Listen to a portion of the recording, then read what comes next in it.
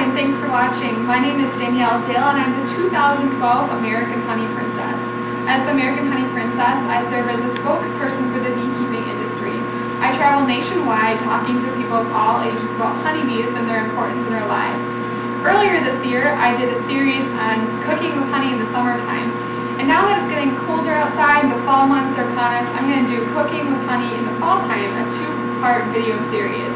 So for my first video, I'm going to be making hot honey cider. And to make this hot honey cider, I have all my ingredients here in a big pot, so I'm going to put everything in this pot first, and then I'm going to put it on low heat for it to simmer. The first thing that it calls for is a half gallon of apple juice. And for the apple juice, you're just going to want to buy some apple juice that has no sugar in it yet, and it's just 100% apple juice. So I'm going to add that to my pot first. I just have a wooden spoon as well to stir later. Add my half gallon. If you want to make a bigger batch, you can just double this recipe as well. Apples, of course, are something that honeybees pollinate in the United States, and we wouldn't have very many apples without honeybees. Okay, so the next ingredient I'm going to add is the 1/4 cup of orange juice with a tablespoon of lemon juice. And both of these ingredients are already in here. So I'm going to just pour that right in. And honeybees love to pollinate citrus fruits, so both oranges and lemons have been pollinated by honeybees. Okay, so the next thing I'm going to add is a half tablespoon of whole cloves and then a 1/4 teaspoon of allspice. So I have both of those in here, and I'm just going to add those spices to give the cider some extra flavor. And of course you can add more spices depending on what you want. So I'm going to add this right into my pot, and I'm going to stir this up just a little bit to get that mixed around in there. Alright, the next thing I'm going to put in here is 3 to 4 cinnamon sticks. These cinnamon sticks, again, will just give it some extra flavor.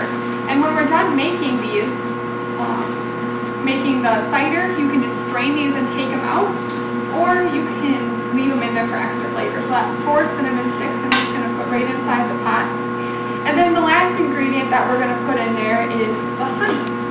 So I'm using some kind of later fall honey for this. It's kind of a mixture of wildflower, maybe it has a little bit of clover in it. So darker honeys will give it more of a bold flavor. And it calls for a half cup, and I'm using my all measure cup. This makes it really easy to measure honey. But if you're measuring honey in a different utensil, you can spray it with some Pam or some cooking spray to help the honey come out much easier. So honeybees make honey by going to flowers and collecting nectar. When their honey stomachs are full, they return to the hive and pass that nectar along to a different worker bee. That worker bee, in turn, puts the nectar inside beeswax cells, and they'll fan their wings over it to take the water out of it. That's how we get honey.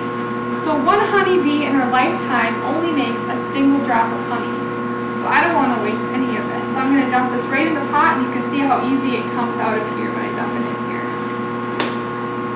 Just like that. I'm going to get the rest of the honey out of here because, like I said, I don't want to waste a single drop of honey. Once that's in there, I'm going to stir it a little bit more before putting it on a medium heat for it to simmer. And you need it to simmer for about an hour. So I'm going to just walk this on over here to my stove.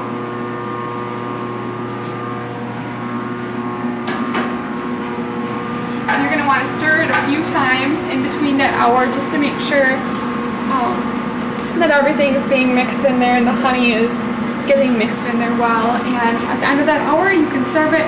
Keep the cinnamon sticks in there if you want, or you can serve it in just nice coffee cups. And it's a great fall drink. To get this recipe, you can go on honey.com, or if you would like more information on beekeeping, you can log on to abfnet.org. So that's honey cider, and thank you for watching.